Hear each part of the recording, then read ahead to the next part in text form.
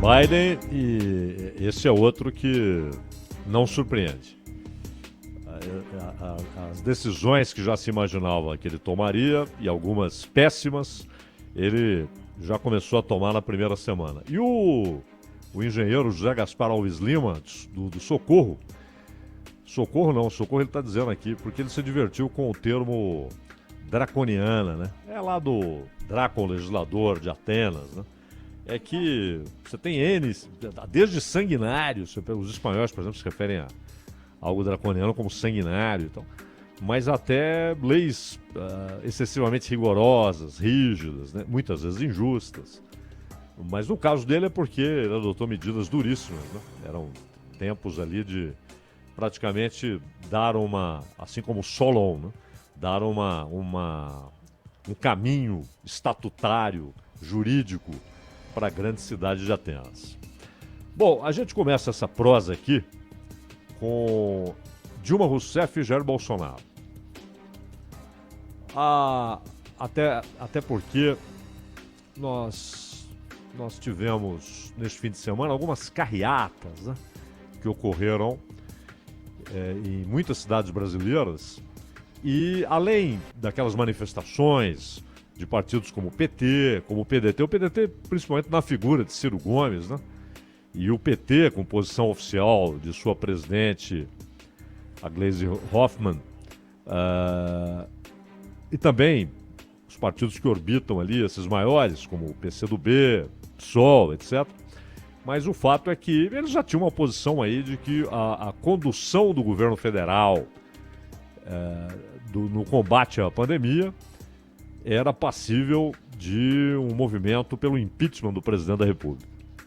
Hoje, pelo que vi, 57 pedidos que estão lá na gaveta de Rodrigo Maia.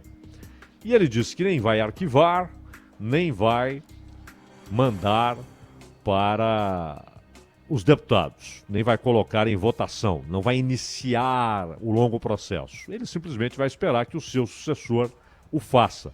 Mas é hoje uma espécie de porta-voz de que o seu sucessor faça o que ele não faz, não é? O que ele não faz, não fez, não quis fazer, deixou na gaveta, mas também não arquivou. Mas ele agora é um porta-voz da ideia de que isso seja tocado seriamente pelo seu sucessor, que ele quer que seja o Baleia Rossi, e o governo aposta no Arthur Lira. Embora ambos deem os mesmos sinais a respeito do assunto, de que não encaram como algo a ser feito agora. Não veem ainda motivos reais para isso. Aliás, li uma entrevista da Simone Tebet, que é candidata à presidência do Senado, na mesma direção, dizendo que não concorda, não acha que seja o momento, e inclusive critica, sem citar o nome de Rodrigo Maia, mas critica o que ela chama de algo inadequado, que é presidente de Câmara ou Senado fazer campanha pelo impeachment do presidente, em vez de simplesmente cumprir com o rigor de suas obrigações, né? Mas é claro que o jogo não é esse, formal, como eles dão a entender nas entrevistas. Todo mundo se lembra como jogava Eduardo Cunha, não é? Olha, eu tenho aqui, tá na gaveta, não é? Como será? Será do jeito que eu estou propondo ou eu tiro esses papéis da gaveta? E aí ele tirou os papéis da gaveta. Então, na verdade, o presidente da Câmara, embora a Câmara não vote o impeachment, a votação mesmo é no Senado, quem decide pelo impeachment ou não é o Senado, mas não há votação no Senado se a Câmara não aprovar, se ela não der início ao processo. É uma cópia quase integral do modelo americano, embora lá, quando a Câmara aprova, o presidente não é afastado, não é? Aqui sim, a Câmara aprovou, o presidente já é afastado, o vice assume, e aí há a votação no Senado. A ideia é que o presidente, estando no cargo, ele poderia influenciar o processo pela força da presidência. Mas muitas vezes se esquecem de que com o presidente afastado, quem tem a força da presidência, quem é, Ronald? O vice. O vice, né? Como, aliás, vimos atuando em outras gestões, né? Não só atuando pelo impeachment, isso foi fato, todo mundo sabe, não é novidade para ninguém, no que aconteceu no pleito na gestão anterior. Mas ao longo da história, depois, para poder ser protagonista no governo seguinte. Né? E Sarney é vice. Tancredo Neves foi eleito presidente, não tomou posse. Aliás, os vices no Brasil são mais do que protagonistas, né? Ao longo dos últimos 30 anos. Né? 21 de novembro de 1985, José Sarney se torna presidente e ele era o vice na chapa. Agora, lá eles evitam isso, não é? O presidente continua no cargo, até porque se há uma divisão entre presidente e vice, o vice no cargo significará alguém com força para tentar realizar o impeachment. E olha que aqui, quem está na presidência tem um poder sobre o Congresso que é diferente, não vou dizer que é maior, na verdade muitas vezes é menor. No dia a dia, no governar, o presidente aqui tem menos poder do que o dos Estados Unidos. Mas nas negociações, nas distribuições de cargos, verbas, no Brasil há mais poder para quem está no Palácio do Planalto, né? E é bom notar que se esses partidos já vinham fazendo o barulho que deles se espera, né? Assim como era normal quando aqueles que se opunham a Dilma defendiam a sua saída. Porém, alguns movimentos que nasceram, na verdade, em 2013, 2014, e que se tornaram protagonistas na mobilização pelo impeachment de Dilma Rousseff, eles agora protestam contra Bolsonaro. É o caso de dois que são recentes, são daquela época, recentes em termos históricos, o movimento Brasil Livre e o Vem Pra Rua. O Brasil Livre, inclusive, que fez deputado, né? O Kim Kataguiri, que virou deputado federal, e outros saíram, esse que é deputado estadual em São Paulo, né? Que foi candidato a prefeito, o Mamãe Falei, como é que é o nome dele? O Arthur Duval. Arthur né? Duval, Mamãe Falei, isso. Muita gente que cresceu, que surgiu nesse movimento. Isso acontece, né? O Lindbergh Farias, por exemplo, ganhou notoriedade lá nas mobilizações e protestos contra o Collor, né? Aqueles que saíam às ruas pedindo impeachment, caras pintadas, como eram chamados naquele tempo. E ele ganhou, ele era líder estudantil, ganhou visibilidade, virou deputado, chegou a senador, etc. Mas o Jair Bolsonaro citou uma carreata em Campo Grande. Ironizou, dizendo: eu vi uma carreata, um monstro, de uns 10 carros. Não é? Quando um apoiador lá se identificou como morador de Campo Grande, ele citou Campo Grande. E não fez outros comentários sobre essa mobilização. Em São Paulo, os organizadores falaram em cerca de 500 carros. A Polícia Militar não fez estimativa. Então, são números do próprio movimento, dos organizadores, etc. Enfim, não é nada muito grande, mas isso, de certa forma, corre paralelamente à queda de popularidade do Jair Bolsonaro. O Mourão falou a respeito. É bom lembrar que se impeachment houver, Mourão será o presidente, a não ser quando há uma cassação da chapa, que não é o caso, né? Não é caso de justiça eleitoral. Se é impeachment ali individual do presidente por suas ações. O vice, como eleito e sem ser parte do governo de fato, não é ministro, não é nada, ele não corre esse risco. Então, o Mourão, que aliás virou uma espécie de opinador geral da República, né? As pessoas perguntam várias coisas para o Mourão e ele nunca se nega a responder.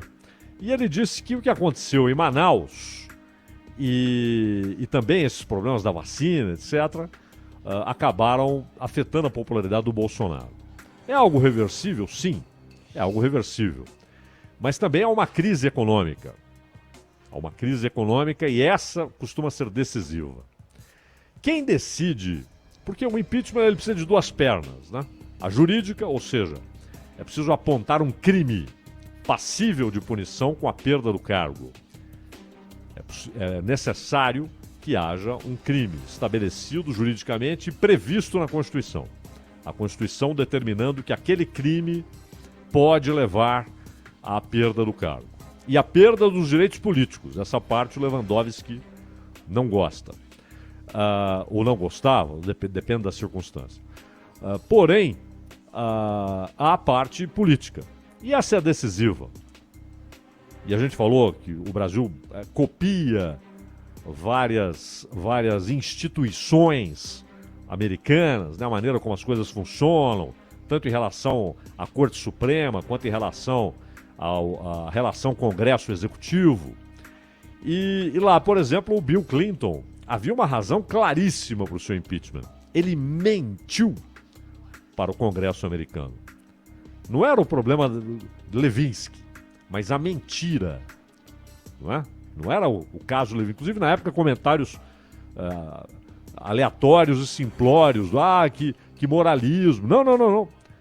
Ele não estava sendo julgado pelo caso em si, mas pela mentira. Mas tinha maioria.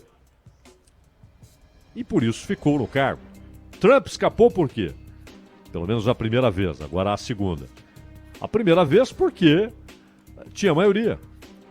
Então a Câmara, que era majoritariamente democrata, mandou iniciar o processo. O Senado, majoritariamente republicano, até agora, até janeiro, garantiu a permanência do Trump no cargo. E aqui também. Depende se você tem maioria. Agora, essas maiorias são, muitas vezes, fluidas. O Collor, por exemplo, quando foi eleito, aquele partido dele, ele cresceu assim, extraordinariamente, PRN, né? Cresceu extraordinariamente, porque o presidente é do PRN, eu quero ser também, né? Então muita gente aderiu ao PRN.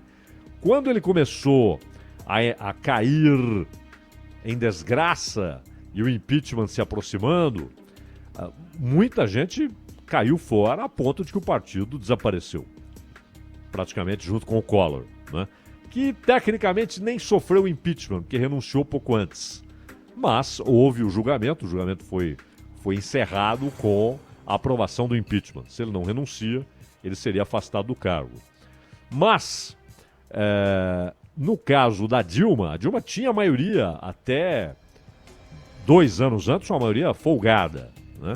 Mas foi perdendo, na medida, inclusive, que a queda de braço com o Eduardo Cunha provocou fissuras no Centrão. O Centrão deixou de apoiá-la majoritariamente.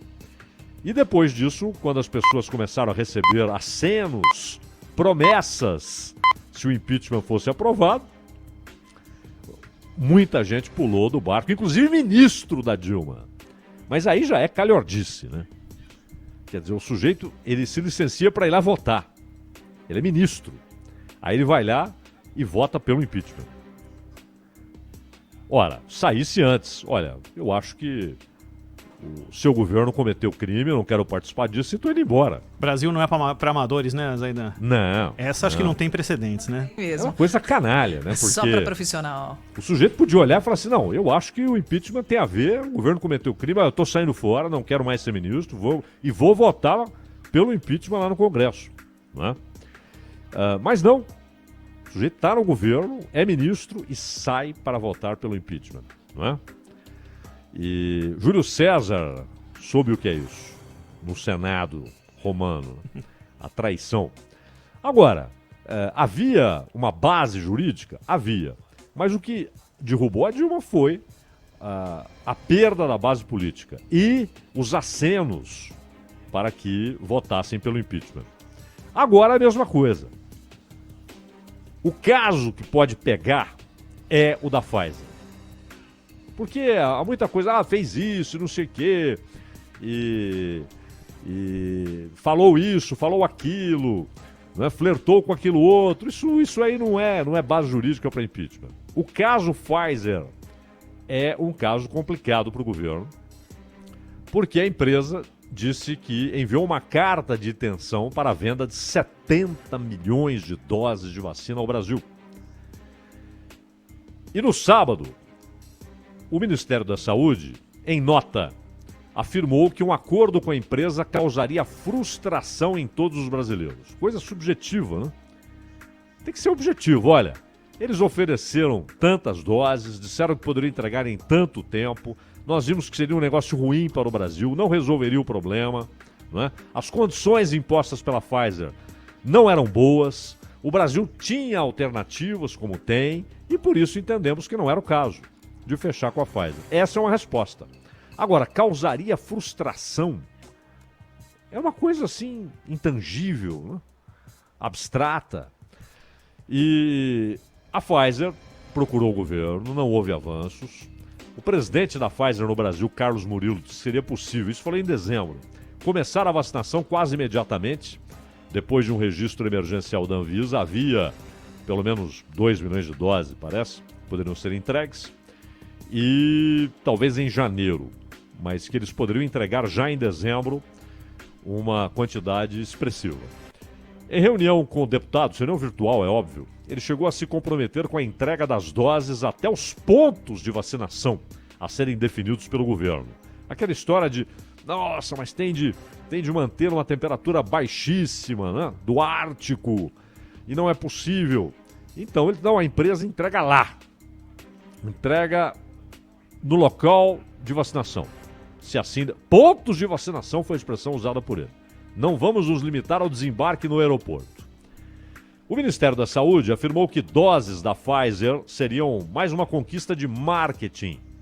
E também usou um jargão do mundo corporativo, que seja incremento da marca, né? Propaganda para a produtora de medicamentos e vacinas, como já vem acontecendo em outros países. E que para o Brasil causaria frustração, pois haveria poucas doses. E aí seria necessário escolher num país continental, com mais de 212 milhões, quem seria eleito para receber a vacina. Mas aí é que está. Em nenhum momento alguém disse que seria só da Pfizer, né? Seria também a da Pfizer. Não era fazer o contrato com a Pfizer e dizer agora temos de nos virar com isso aqui. Se ela entregar pouco, estamos dentro d'água. Não. Era acrescentar as da Pfizer, as da Fiocruz e obviamente, da Coronavac, não é isso? Então, o fato é que esse é um caso complicado, porque a Pfizer disse que não recebeu resposta quando fez a sua sugestão.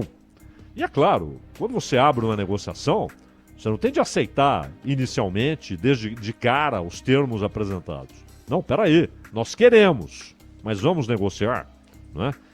Tais e tais itens do acordo que vocês propõem são inaceitáveis. Então nós precisamos mudar isso. Enfim, não é nada de outro mundo, todo mundo faz isso. E pode ser até que chegue a um ponto em que não tem negócio, tá bom. Mas não dar a resposta é um problema. Realmente um problema. Então, você tem aí Gleisi Hoffmann, Marcelo Freixo, até aí tudo dentro do esperado, né? Eles praticamente falam em impeachment desde 2019. O problema é o que vem na sequência, ou seja, a perda de popularidade, também pelo que aconteceu em Manaus, também pelo que tem acontecido nessas confusões todas com a vacina, inépcia, incompetência. E a situação em Manaus, quando a gente fala o que aconteceu em Manaus, né? O que aconteceu em Manaus é de uma gravidade imensurável. É gente perdendo vida por falta de oxigênio. E é claro, responsabilidade de governo amazonense, de prefeitura de Manaus, né? Aqueles rolos ainda não explicados, com secretária de saúde afastada e denunciada, com compra de respirador que não servia para Covid usando loja de vinho. Não há dúvida. Não há dúvida. Aliás, é impressionante como continua tudo normal, né? Governador, prefeito, tá tudo bem. O prefeito anterior, né?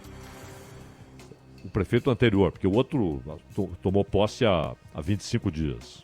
Porém, o governo federal não está isento de responsabilidade porque o ministro da Saúde estava em Manaus quando o colapso foi anunciado, não consumado, anunciado. Vai acontecer em alguns dias. E aí, meu amigo, você tem de mover o peso do governo federal, toda a sua estrutura para garantir que o colapso não ocorrerá. O colapso anunciado por gente do Ministério da Saúde. E parece ignorado pelo ministro da Saúde.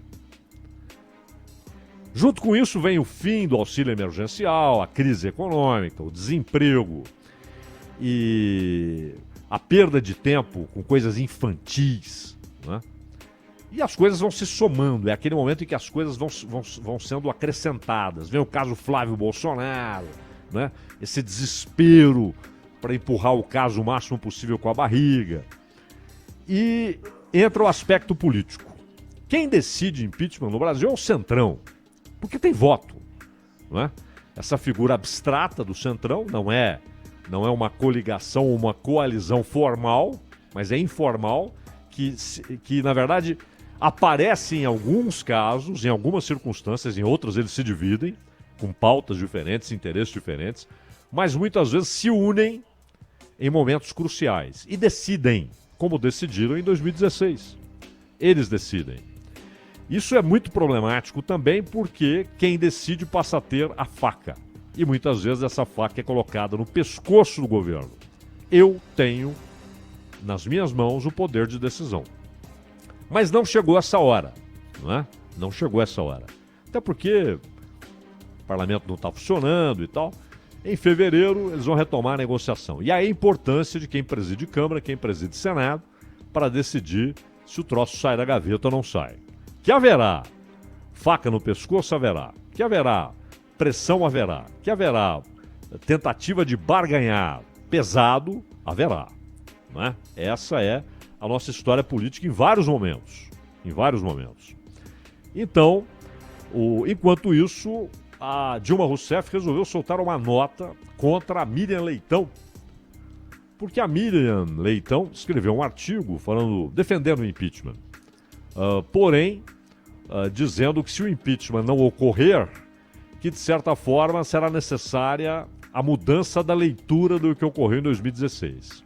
E isso enfureceu a Dilma, que soltou uma nota dura, inclusive dizendo basicamente que a posição da Miriam Leitão em 2016 foi a da empresa dela, das organizações Globo, e que agora, ou seja, por analogia também, não é? Hoje até num debate eu vi tantas bobagens sendo ditas a respeito da Miriam Leitão, que é aquele negócio, né? De quem discordei centenas de vezes. Mas as pessoas precisam ter um mínimo de respeito. Precisam ter respeito. Não é um mínimo, não. Respeito é respeito. Não é? Não há pouco respeito, muito respeito é respeito. E não há nada na vida dela, ou no seu trabalho como jornalista, que aponte para uma pena de aluguel. Ela está escrevendo o que ela pensa, correto? E, no entanto, de uma certa forma, inclusive jornalistas, como que não aceitamos você no nosso clube, não aceitamos você no movimento, porque lá em 2016 você apoiou o impeachment. Ora, então o PT deve ter coerência. Por que ele apoia o Baleia Rossi? Não é? Por que ele apoia um candidato do MDB e um candidato do DEM nas eleições das presidências de Câmara e Senado? Presidência da Câmara, MDB. Presidência do Senado, DEM. Por quê? Onde está a coerência? Onde está a coerência na relação com o Renan Calheiros? Então, na verdade, é como os Bourbon, né? Que nada aprenderam e nada esqueceram. E nos momentos críticos percebemos isso. Os políticos brasileiros nada aprenderam e nada esqueceram, usando os mesmos métodos. E, por sua vez, o Bolsonaro talvez já enxergue que o caso Pfizer, esse tem substância para uma coisa séria, para um processo de impeachment. Porque se de fato ficar configurado, ficar claro, ficar provado, demonstrado que o governo federal abriu mão de um contrato que poderia mandar para o Brasil, fazer chegar ao Brasil 70 milhões de doses, e o Brasil hoje tem carência de vacinas, tanto que só se fala em adiamento, isso é muito grave. E não dá nem para dizer que a culpa é do Pazuello, porque o Pazuello não é aquele que falou que há quem manda e quem obedece? O Pazuello definiu a situação, tem quem manda e quem obedece, não é verdade? No caso da Coronavac... Ele chegou a dizer que ia ser feita a compra e no mesmo dia o presidente desautorizou, né?